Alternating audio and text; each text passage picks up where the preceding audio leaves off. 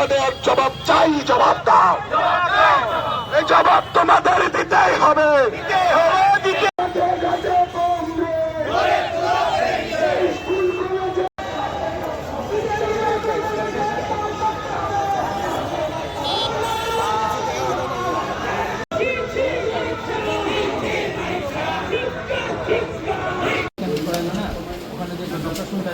ওখানে গিয়ে জমা দিলে তাহলে রিপোর্ট তোমরা বানিয়ে দিবে, ওখানে দিয়ে দিবে না।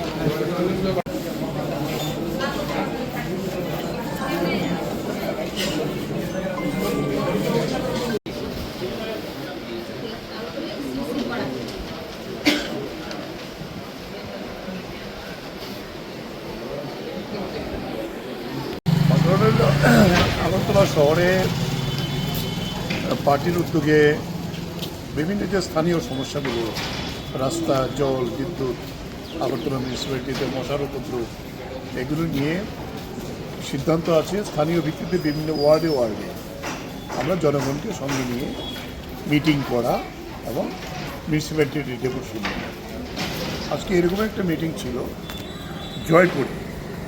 জয়পুর যে ব্রিজটা আছে, ব্রিজটার সঙ্গে এখানে তো এই প্রথমত জমায়েত হয়ে মিটিং শুরু হয়েছিল।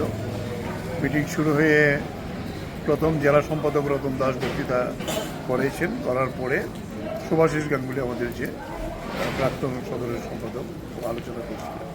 এমন সময় অতর্কিতে 15 থেকে 20 জন এই মিটিংটাতে আক্রমণ করে, তাতে শুভাশিসকে প্রথম আক্রমণ করে রতন দাস, সুভাষ দাস সহ এরকম আরও 10-12 জনও ইনজিউর্ড হয়েছে। এখানে আমরা 5 জনকে নিয়ে এসেছি যাদের খুব সিরিয়াস অবস্থা। এবং যেটা বক্তব্য আমাদের এখানে স্থানীয় নেতৃত্ব, পশ্চিম থানাকে আগের থেকে জানানো হয়েছিল, তো তারা তো সেখানে উপস্থিত ছিল না। এবং পরে অনেকজন বিভিন্নভাবে গিয়ে গোপনে আস্থানা করে পুলিশ এখন গিয়ে তাদেরকে সেখান থেকে নিয়ে এসেছে।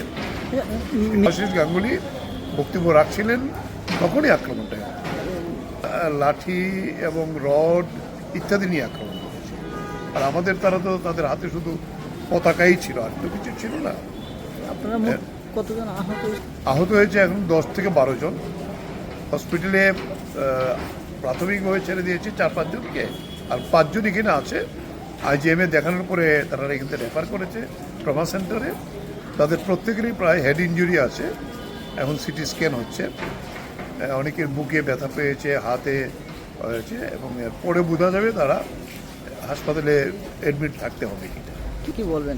তাদের তো ইলেকশন লাগে না, এখন যে মানুষ যেভাবে আমাদের পক্ষে বেরিয়ে আসছে বিভিন্ন জায়গায়, প্রায় এখন পর্যন্ত আগরতলা শহরে 10 থেকে 12টা ডেপুটেশন হয়েছে। লেকচুনি বাজারের আক্রমণকে ভিত্তি করে আমরা 6 থেকে 7 দিন বিভিন্ন জায়গায় মিছিল আমরা সংগঠিত করেছি। তাতে মানুষ যেভাবে, সাধারণ মানুষ বেরিয়ে এসছে তাদের সন্ত্রাসের ভেদাচালকে ভেদ করে, এটা কিন্তু তাদের সহ্য হচ্ছে না। এটাই মূল কারণ। তাদের তো জমিদারি, এটা তারা ছাড়া আর অন্যরা কেন করবে, এটা মনে হচ্ছে আর কি আমরা সাধারণ কথাতে।